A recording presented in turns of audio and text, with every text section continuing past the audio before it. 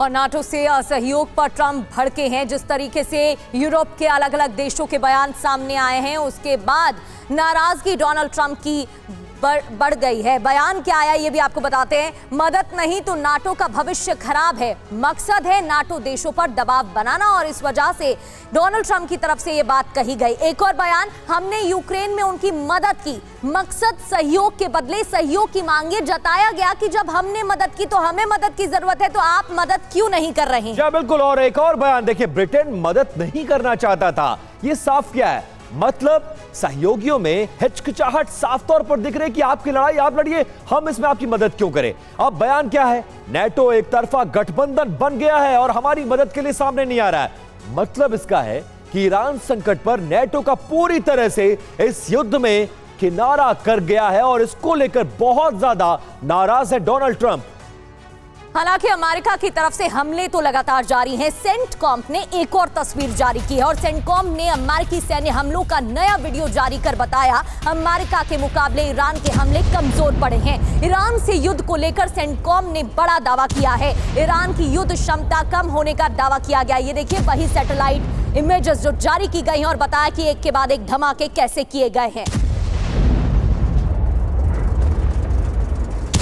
तो एक और बड़ी खबर आपको बता दें, ईरान पर एआई आधारित हमलों का पूरा प्लान बनाकर रखा गया है। पेंटागन ने एआई स्ट्राइक का सिस्टम पेश किया है और प्लांटरी ने विकसित किया है सैन प्लेटफॉर्म और इसमें कई खुफिया स्रोतों का डेटा एक जगह पर दिखाया जाएगा। टारगेट से हमले का समय घंटों का वाला समय मिनटों में बदलेगा और अंतिम स्ट्राइक का फैसला इंसान करेगा। तो ये पूरा प्लान अब ईरान युद्ध में बनाया गया है। तो रणनीति तो तैयार कर ली गई है। खास बात यह है कि एआई से ईरान संहार का ब्लूप्रिंट तैयार है। अब एआई का इसमें क्या रोल है, क्या भूमिका है, एक्सप्लोसिव पर्दाफाश करते हुए आपको एक एक पॉइंट बताते हैं। ईरान पर हमले में यूएस ने एआई सिस्टम टेस्ट किया।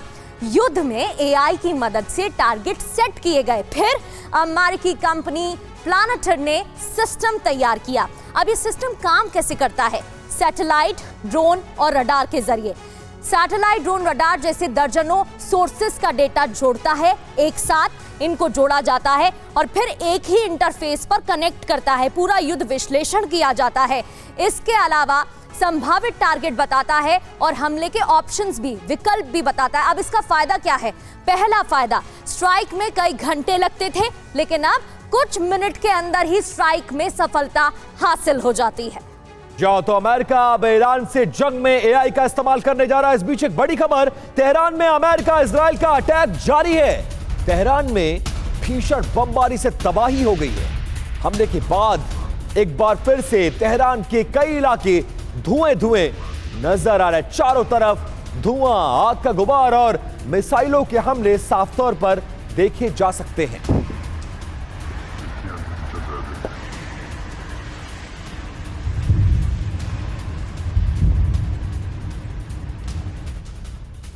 और एक और बड़ी खबर, न्यूयॉर्क टाइम्स के हवाले से ये जानकारी, नेतन्याहू पर डोनाल्ड ट्रंप की सलाह ना मानने का आरोप। देखिए ये अहम खबर है।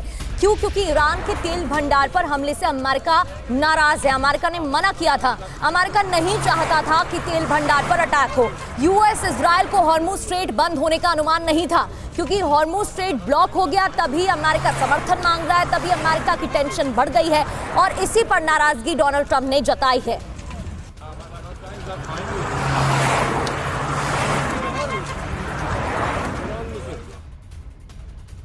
और अब देखिए इस पूरे युद्ध का एपिक सेंटर जो है वो रिफाइनरीज है। अब देखिए रिफाइनरी पर हमला किया गया है, युद्ध और भड़क गया है। अमेरिका नहीं चाहता था कि ईरानी तेल भंडार पर हमला हो, लेकिन ट्रंप के मना करने के बाद भी इजराइल ने हमला कर दिया।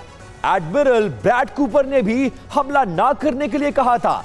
जवाब में ईरान ने भी ऑयल फैसिलिटी पर प्रगति ने हमला कर दिया है।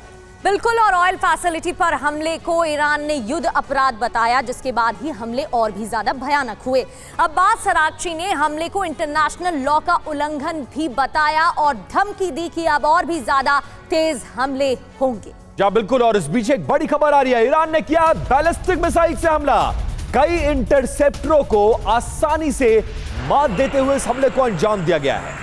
तेल अवीव पर गिरी है बैलिस्टिक मिसाइलें और बिल्डिंग पर गिरी है बैलिस्टिक मिसाइलें। तेल अवीव में भी जमकर हमला किया जा रहा है। रिहायशी इलाके में भारी तबाही देखी गई है और ये उसी हमले से जुड़ी हुई एक तस्वीर देखिए।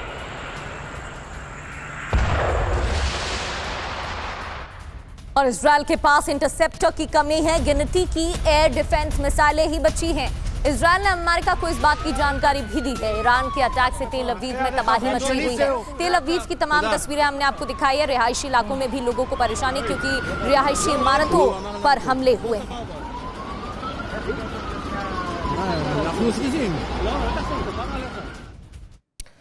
तो सवाल सबसे बड़ा यह है कि इजराइल का क्या एयर डिफेंस सिस्टम खत्म हो गया है और ईरान मचा रहा है पूरे इजराइल में तबाही। इसकी डिटेल्स और कुछ तस्वीरें आपके सामने। पहले ईरान का प्लान क्या था कि छोटे ड्रोन और रॉकेट से हम इजराइल पर हमला करेंगे।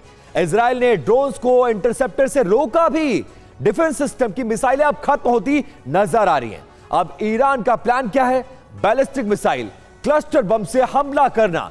तेल अवीव में लगातार गिर रही हैं मिसाइलें और तबाही मच रही है। प्रगति बिल्कुल, और इसकी बड़ी बात है क्या है? आईडीएफ के पास नहीं बची एयर डिफेंस मिसाइलें। जानकारी दे दी गई है यूएस को। यूएस को इंटरसेप्टर की कमी की फुल इंफॉर्मेशन पहुंचा दी गई है।